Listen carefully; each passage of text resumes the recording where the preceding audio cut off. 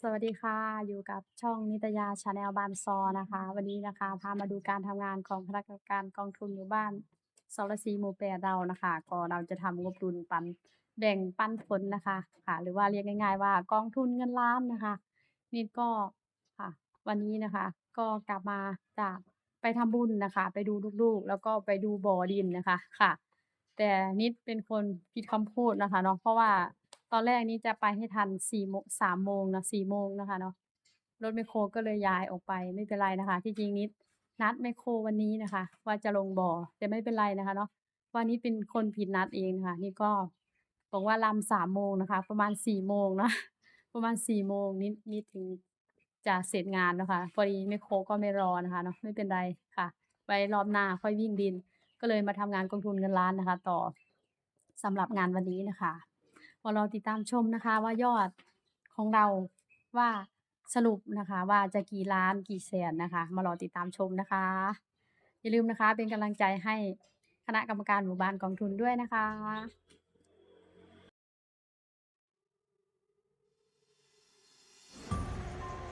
นะโมตัสสะภะคะวะโตอะระหะโตสัมมาสัมพุทธัสสะเยมินาสการเรนะชยาชยามปาริเจนะคลานมหาลาพังปะเสทิเมนะมานาโคเอริยาเมตโยโพธิสัตโตนะโมพุทธายา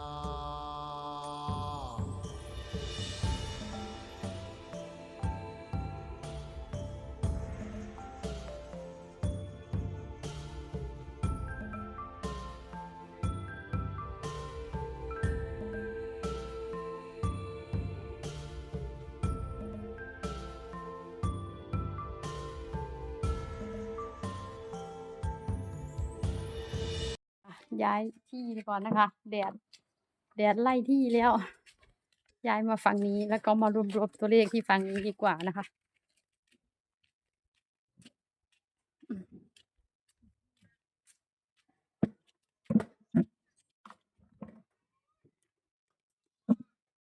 อันนี้เจ็ดเห็นเพียงพระนาโคเตโชนาไทยย่อไว้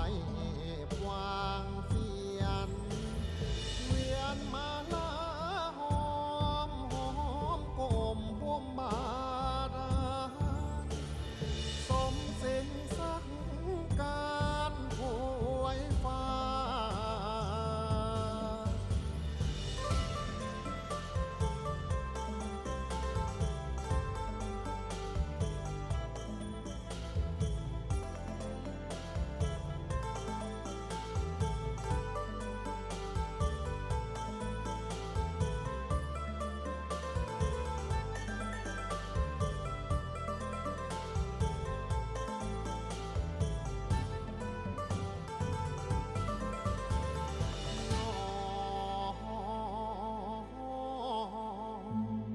ย่อยืนยังทะลังนครมาดานย่อยืนยังทะลังนครมาดานโทรเสียงไข่ตานสิเสริญขันนาคาโปปาริจิตนิมิตองค์สองงามจำปาดงคงเสื้อภูมิสถานก็เกิดวิมานตำนานหนักเรื่องลือสัจจาแม่นมันหมายเสินประควันไทยแพ้หายคุ้มควงองค์นาคหลวงปวงเฮากราบไหวย่อมาลาไม่ปั้นไข่จอจีสิริวันพนังนองขอบควรโบชาว่ามาเดิน ย้ายแล้วนะคะย้ายกลับมาแล้วนะคะมันมืดนะคะยังไม่ได้เสร็จเลยนะคะมืดแล้วก็เลยย้ายกลับมาที่เดิม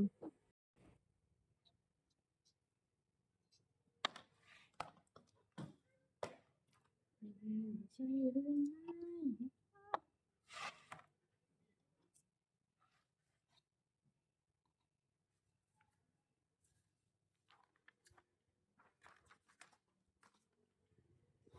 ลองดูใหม่นะคะ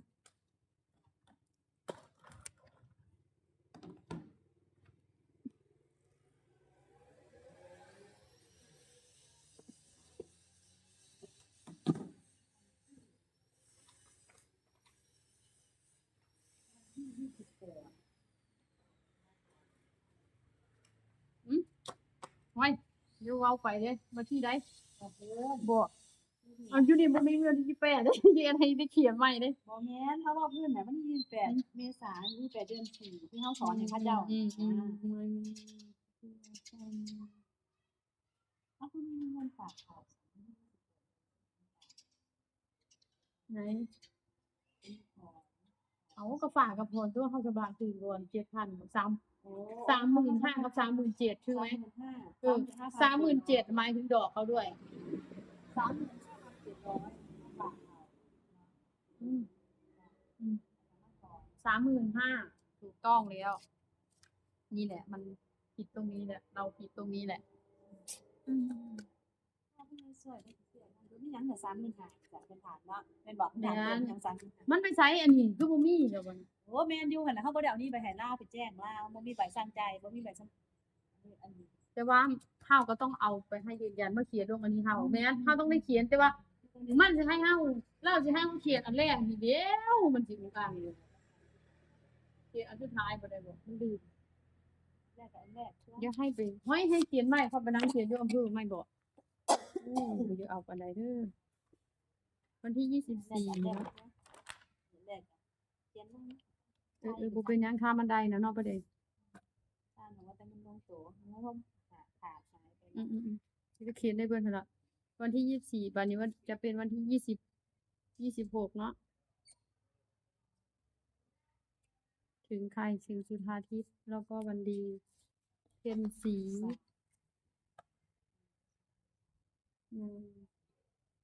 เพ็ญศรีถ้าป้าแดงวางเขาจะให้ป้าแดงบ่ได้มันอยู่ในอันเดียวกันเพ็ญศรีเจ้าว่าบ่อันนั้นว่าที่เจ้าว่าบ่เห็นหงส์บ่เป็นหยังบ่ได้มื้อแรงไปหลายทุกร้อยประมาณ 22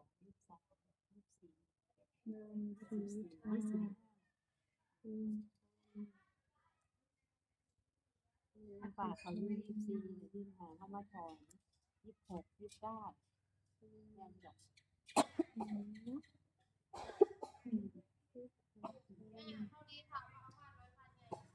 ท่านน้อย ท่านจะมียังไหนทานหน่อยพันไหน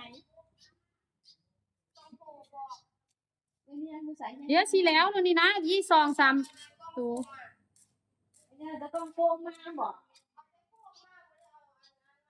มีพันหน่อยแล้วก็เอาไปแต่ ยังเดี๋ยวสิเอาให้มันแล้วนี่ไง ตาจืดตาจืด ห้าม3รอบห้ามก็ไปห้ามก็มา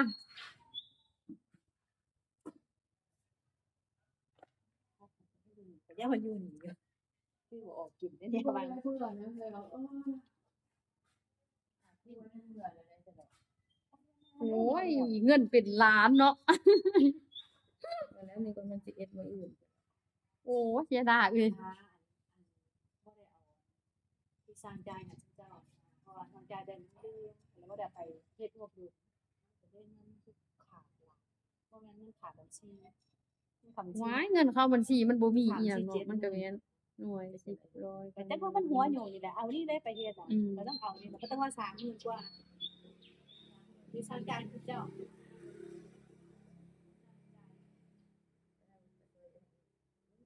ที่จังตัวมันจังสิแล้วไล่หาเหรอวะสู้ออกไปใส่เบิดเงินไล่หาเงินหรือขาดเงินบ่อยู่ ค่อยน่ะโดนจมจนมีเราจะว่าเจ้าก็จะว่าบ่ม่วนหลายนี่รอนะก็เลย พอก็ขึ้นยากคือกันเด้มันก็ขาดบางได้ไปขาดบางได้มันขึ้นไปขึ้นมามันนั่งจุกอยู่โอ้อยากรักก็อยากรักสิแล้วก็บัญชีสุเจ้านะที่ว่าอันเอาเงินบัญชีนึงไปใส่ธกส เว้าง่ายๆโลดอันนี้ยายจันทร์เรามาใช้หนี้กลางคัน เรามาใช้เดือนเมษา โอ้แม่นอยู่เอาเงินยายจันเนาะแม่นอยู่ เงินจะจันวันนี้รถเราใช้แล้วก็เรามาใช้กับสร้างจ่ายให้ได้เจ้าผัดบ่เอาอันนี้เป็นงบดุลเงินมันก็ขาดบัดนี้ มันขาดอยู่แล้ววันนี้มันก็แฮง เงินยายจันเจ้าอย่าทำโทษนะเดี๋ยวว่าเขาเจ้าเอ็ดว่าเขาจะเฮ็ดหยังอยู่หั่นน่ะคือบ่แม่แต่ว่าถามแน่เฮ็ดอันนี้แล้วก็ต้มมันกันกันโผกันซื่อๆเด้ก็ระบบเอื้อนมาน่ะเป็นอยู่ที่นี่เขาสิมันเฮ็ด ยกค่อยแห้งบ่ได้ถ่ายเอกสารได้อย่าเด้ใบสุดท้ายได้นี่นะ ก็ระบบเอื้อนมาก็ได้ ค่อยเอ็ดใบค่อยบ่ได้ถ่ายเอกสารเลยได้นี่นะ เราโอ้เขาเสียย้ายซื้อแต่เราต้มเงินกันนะว่าสิพี่ก็บ่ได้นานว่าร้อยสิพี่เฮ็ดแล้วซื้ออย่างเดียวซื้อเงินกันนะ วันที่29 ทพ68นายมิตรชัยนายวันดี นี่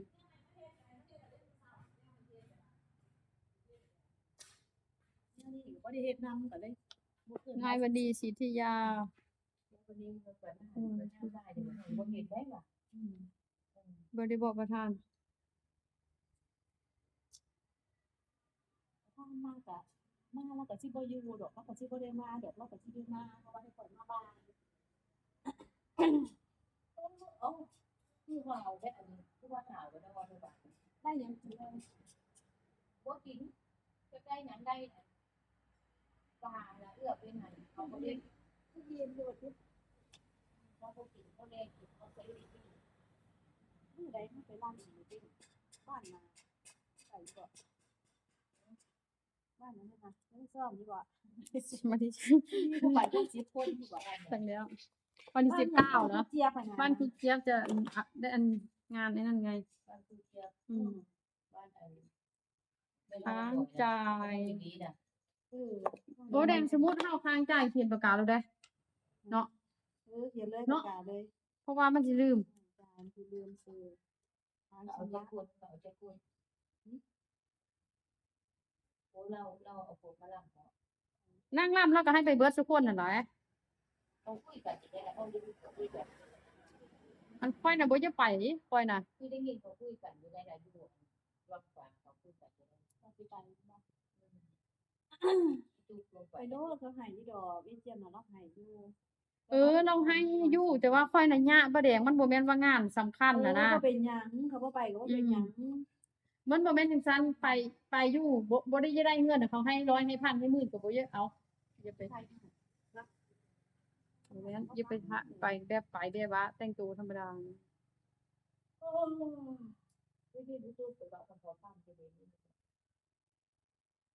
ไปปลูกมันบ่ไปปลูกมันบ่ว่า คือว่าถึงที่ไหนกูได้ยินอยู่บอกว่าพวกฝากกูก็ซื้อปลาน้ำเที่ยงมันได้40 บาทปลาขาวกูพวกปลาขาวนั่น40 บาทกูกลัวกูมาให้นะกูบอกว่าแม่ก็แม่นะ50 บาทบ่หลักไอ้ดอกก็ตรงนี้ นี่ล่ะมันก็เป็นจังซี่ล่ะ มีเท่านั้นเลย มันก็ละทีมันก็เลยผิดหน่วย10 100 1,000มีเงินก็บ่มาจ่ายเฮานี่กองใบนี่ก็เป็นจังซี่ล่ะ5ไผบัดนี้นายพอ ให้ปานาเจ้าเว้าเจ้าได้ยินข่อยเว้าบ่หรือปานาเราบ่ได้ยิน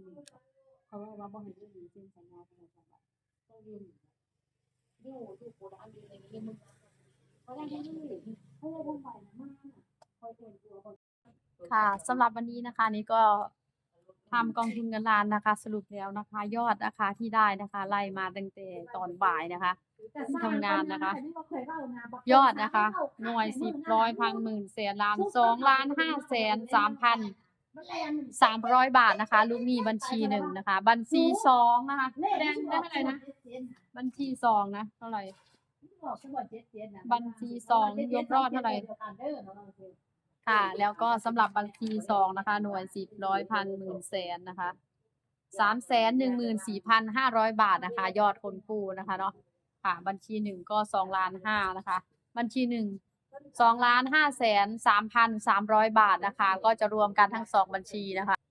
ค่ะ ก็รวมทั้ง2บัญชีนะคะ ก็จะเป็น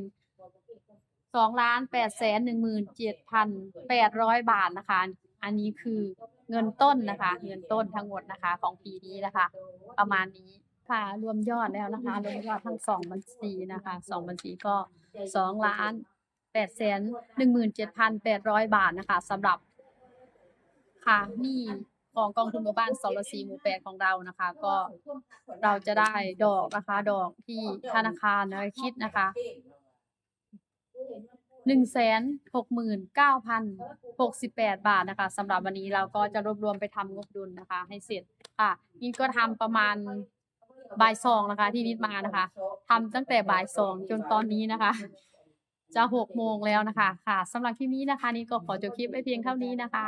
ขอบคุณและติดตามรับชมให้กำลังใจนะคะช่องนิตยาชาแนลบันซอสวัสดีค่ะ